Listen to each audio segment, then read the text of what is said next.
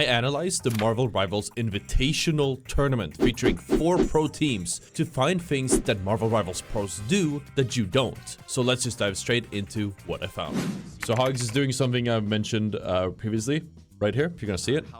He's hovering here, which lets him immediately use his smash ability as a Venom. He doesn't have to swing or get up on high ground if he is already on high ground, so he can aim in wherever the enemies are gonna come out from and just hit the slam and hit him immediately without having to and it's much easier for him to set up the dive with his magic, with his Starlord, without a problem.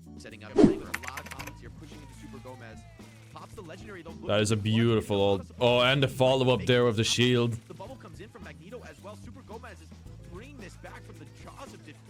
There. Oh, the Adam Warlock coming in there. Oh, that was close. That could have backfired. That was beautiful. So something he does here in general, something that a lot of Starlords have been doing lately, is that they actually farm their ultimate. So he has an ultimate super fast.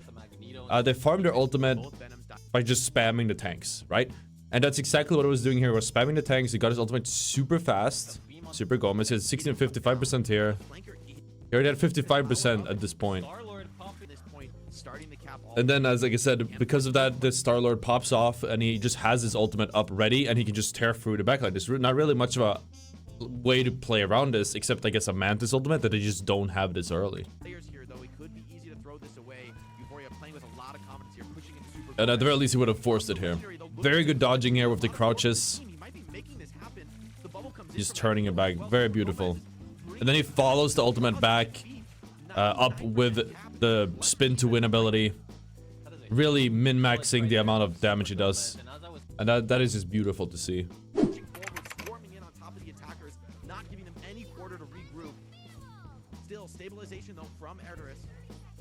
This is a very good push from Nightmare. So they know that... So Nightmare knows that Uraria or Euphoria, you know, they want to do a clean exit here and get a full reset and then push back in. And knowing that they have the Mantis ult, they're actually deciding to just push straight in and overrun them and not allow them to regroup and actually get back alive. So now we're 26 seconds on the timer. Spark Chief is out here. He's probably gonna die right here. They're pushing him back just to stop him from actually getting a full regroup here. So the defenders become the attackers, just flipping the script here on him. Nightmare can hold this down right now. And now they're completely staggered because of that. This is a risky spot to be in. Seems to be working out for him. So they're really working with the angles here. They're pushing up, they're taking as much space as they can. Okay, nobody's holding this room. Let's push into this room. They're also wrapping around the right side. They're just like coming around them. Make it a way around them so they can't... so they'll lose all of the space they have. And then they'll be able to just kind of dive in and kill everyone because they just won't be able to fall back anywhere. And they're just kind of poking and prodding at him because they have no space to reset.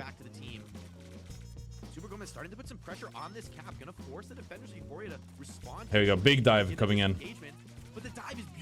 Absolutely crazy. Forcing them into a really tough spot here.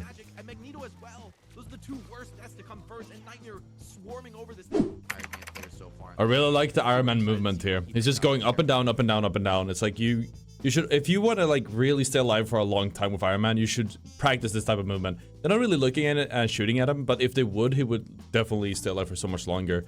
Most people, you know, they're used to dodging and weaving with a stationary hero. They just kind of go left and right or whatever. But when it comes to flyers, you have to work with all of the different axes as you can work with. Up, down, left, right, you know, back and forward. And this is just such a beautiful way of doing it. If you do want to get better at moving in midair, you just like literally go into the fire range and practice it. That's my best tip I can give to you. The Iron Man and Hulk combo that they're running now, running Iron Man, Hulk, and Strange. So the Hulk powers up the Strange like crazy, like just enables him to do so much because he doesn't get the anti-heal and I believe it deals more damage with his E. But the amount of power you get from powering up the Iron Man is insane because his damage output goes crazy. He literally becomes like, I don't know, S tier or A tier by having this power up on his own. Very underrated hero. Obviously, he's just trying to spam and get as much, like, he has his ult already, but he's just trying to get, like, some picks with this. Like, if he can get a lot of entry damage here, you can have Hogs jump in or like Starlord hopping in and just like roll them. But I think right now they're just trying to wait for them to take use their ultimates, because a lot of ultimates are going to be out, and it just comes down to like both teams gonna have 6 ultimates very shortly, and it comes down to, okay, who's gonna use their ultimates, what are we gonna use to counter their ultimates that are coming out, you know, and what are we gonna, for example, Starlord's gonna pop his ultimate, are we gonna use a Mantis ultimate and to survive that or whatever. You know, it all comes down to how they want to rotate the different ultimates, how they want to these fights changing or game changing abilities. And while you want to make sure that you do use the right ones, you also want to make sure that you don't use all of them. And the best way to do that is just by communicating, I guess. But like, you have to make sure to communicate with your team. This is something you can do ranked or on your own as well. Try to communicate with your team how you want to use your ultimate, especially if you're in a situation where there's 6 ultimates up on both your team and enemy team. Because if you use all 6, you might win the fight, but usually what ends up happening is you're losing a fight-changing ultimate that you could have had in a future fight, assuming you do win this one. Or even if you do lose it, then you would just feel really bad about it. So when it comes to this level, it's all about doing it as clean as possible, especially in high pressure situations.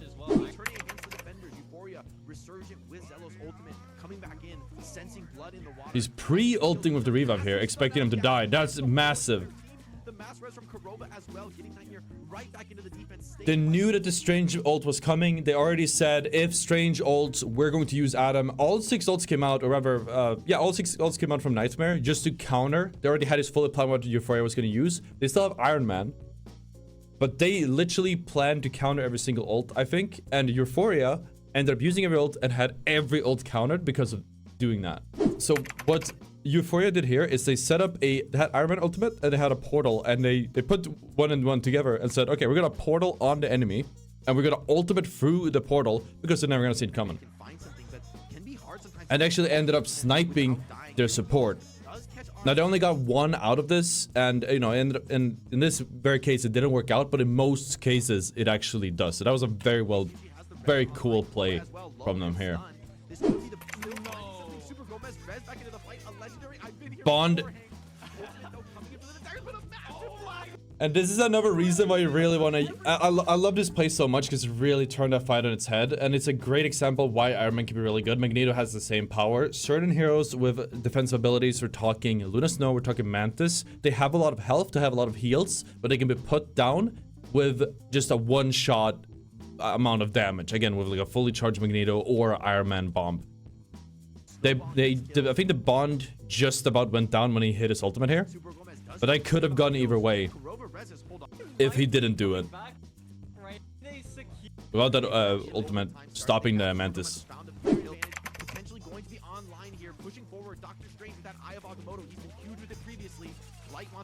I like that combo. I like that combo. I'm gonna mention that again because it's a really nice combo. So they use the Bond. The Bond, again, is probably one of the best abilities in the game because it offsets incoming damage, it adds passive heals. It's just I'm talking about the Adam Warlock's Bond. It offsets damage, so the more people you hit with the Bond, the less damage every person takes. It basically means you take nearly no damage, especially because it passively heals you at the same time. What they did here is they put the Bond, and then with the Bond, the Starlord jumps in with his Reaper ult ability, his die, and they just cannot deal as much damage as he's putting out. And he's getting absolutely blasted. If Euphoria was pushed up here a lot, what would have ended up happening is the Strange would be able to just portal straight on point and backcap it or like flip the script on them. But they're still pretty aggressively positioned, it seems like, so the Strange can still just portal on the high ground behind them and flush them out. They have 20 seconds, so they're probably gonna have to go straight on the point, but I'm sure they'll figure out a way. The Strange portal plus ultimate combo is very strong. It's hard to play around, so we'll see what happens. Here it comes. Here it comes. There's the combo. As I called it, and the follow-up with the Iron Man. Oh, that's over. That is a beautiful execution, chat. Finally done it here. Rez is still coming in for the defenders. They're trying to clutch. Sparktree holding on desperately with the Hulk, but Hogs is in the back line, cleaving them apart. What we are also gathering is that's also because of the team up, but we can see that in a structured environment, Iron Man is a lot better than we give him credit for, especially myself. When we scrim, we play with Iron Man, on our team because the team up is very good, and again the damage output is very good. But I feel like in you need a certain level of coordination with your team, and you need to be able to trust your healers. If you don't have like a coordinated front line and back line or whatever, and Iron Man just ends up being low health all the time, he's not really that good of a pick. I think Iron Man, out of all heroes, is one of those that's like, okay, very good in pro play, very good in a structured environment, but as soon as you bring this into your quick play, as soon as you bring this into your rank, it's just not as good. It does not hit the same because of the lack of coordination, like giving him the space he needs. Because if Iron Man doesn't have space, he's a big red floating guy in the sky that you can just shoot down immediately. Iron Man Hulk is crazy, super good. Iron Man Hulk combo, and then you add Doctor Strange on that. That 3-man tie on that team up is genuinely disgusting. So Nightmare does this. I like this comp. For the first time, I don't know if they're gonna swap at the end there, but for the first time, we're seeing a different comp. We have a Groot. Groot is super strong on this specific point, defending here on basically this entire map, but especially his first point is really good for Groot. You have a lot of great sight lines. The enemies are going to be playing around this corner a lot, so you can put up a lot of walls and harass them like crazy. And of course, when you combine it with Moon Knight, you can just shut someone off and just like blow them up with the walls. I actually don't know if Moon Knight's onks bounces off of Groot walls. It's probably something we should be testing in like a Mythbusters. But I do like this combo a lot. Whenever I defend on this specific map, I always run Groot myself. It's just such a good pick. Something I thought was really interesting here is that Aramore is the last person standing on Nightmare here after they got wiped. And she decided to pop her Mantis ultimate here and just try to stay alive. She ends up getting a pick. She gets a kill from doing this, which is absolutely massive. But most importantly, she stays on the point. The reason she does this is because Nightmare has a chance to stall this fight out even more and actually turn this, especially after that one kill, thanks to Doctor Strange's portal, which you will see in a little bit here. Not to spoil it. There, they come in right there. Legendary from Light, though, perfectly timed for this moment. Had it saved up for the clutch contest. Charging forward. And now all of a sudden, the fight is turning its heels. They have the moment of surprise here, and Euphoria does not know what to do. They had burned every ultimate. Nightmare's getting their ultimates right now. Very good with Hulk here, just taking the supports out. But as he's doing that, his own team is just straight up dying. And they're just getting skill lift. At first I was gonna say I don't think that Mantis ultimate to stall the cart was worth it, but it looks like very good play from Aramore. Very good play. I love to see that. I also want to bring attention to this ultimate that they're doing here. The Eye of Agamotto, the Doctor Strange ultimate. Also a specific thing that I don't think a lot of people know right now, which is that when it comes to Doctor Strange's ultimate, it releases a ghost behind everyone hit, so they get stunned and then it goes behind it.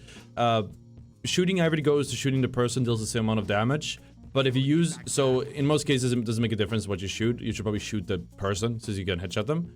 But if you have a hero that does AOE damage, like Doctor Strange's E, like Starlord's E, you basically double your damage against every target, which is why he absolutely shreds him here.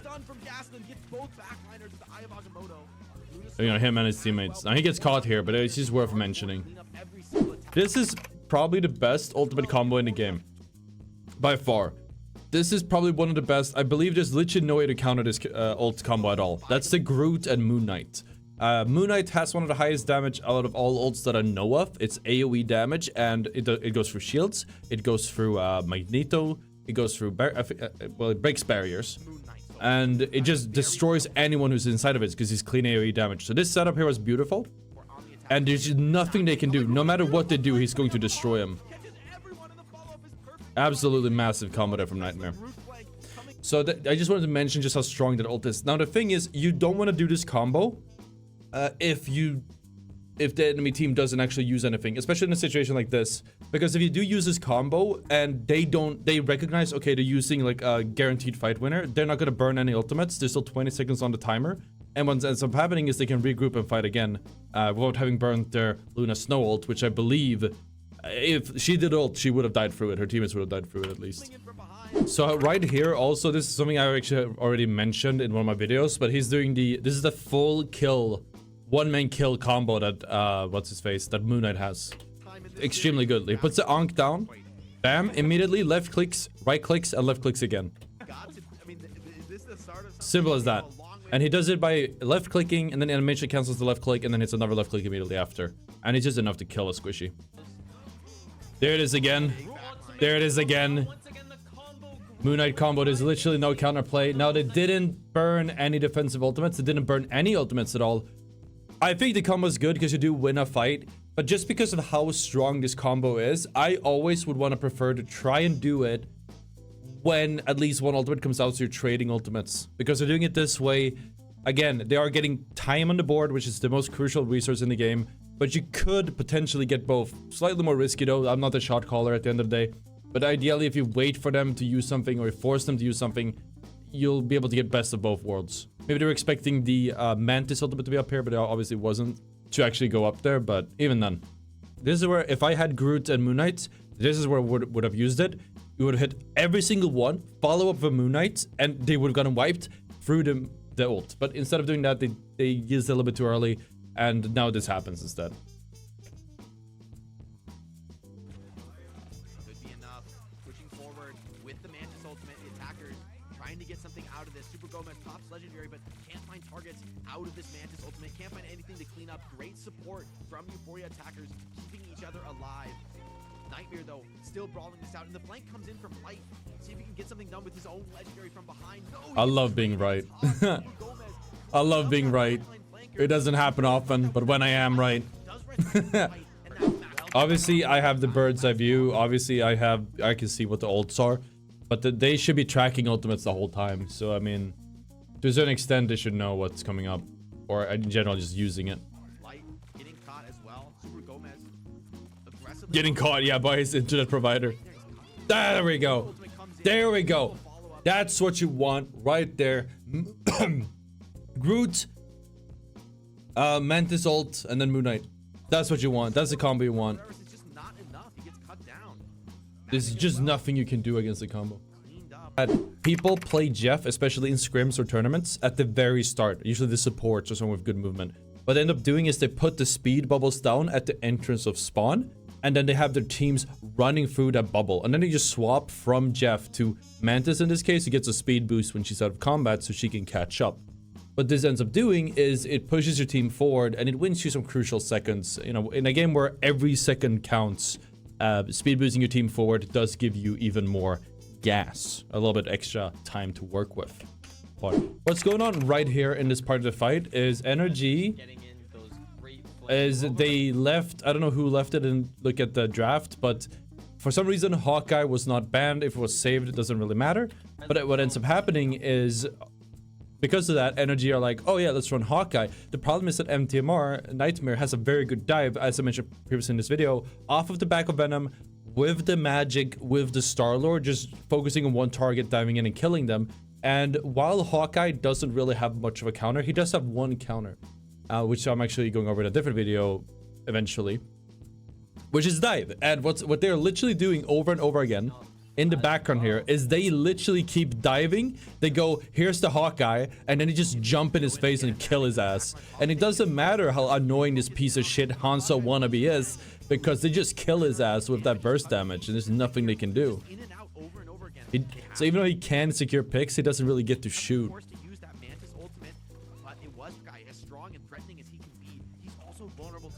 See, again, he's getting dived again. He's getting dived again. They're literally just shutting him down. He does not get to do his thing because they just jump in his face and kill him. While energy doesn't actually peel him, we're, you know, the title of the video is we're watching pros. We're not watching, you know, we're watching the dive on the Hawkeye, okay? And they're diving the Hawkeye constantly. Sure, he's getting no peel. They probably needed to peel him. They probably needed Adam to, like, give him a bond, get some shields from Strange, etc. Maybe damage boost him with the Mantis. Do something like that. But they're just letting him walk out and die constantly. I don't even know, man. But if you guys don't like Hawkeye, just dive his ass. I'm noticing a common trend with Starlords. This might be because they don't want to choke the shots. We should probably look at the damage later. Maybe it's just more damage with AoE. But most Starlords just use the AoE instead of, like, actually trying to aim. Cart pushing. One touch maybe can come in. No. Starlord is found, punished. At the very least, it's safer and they can dodge more, which is worth more than getting a little bit more damage. Cart is still brawling There comes Rymaxing with the magic, already turning it, and Hawks with the ultimate. Big damage, if you guys don't know this.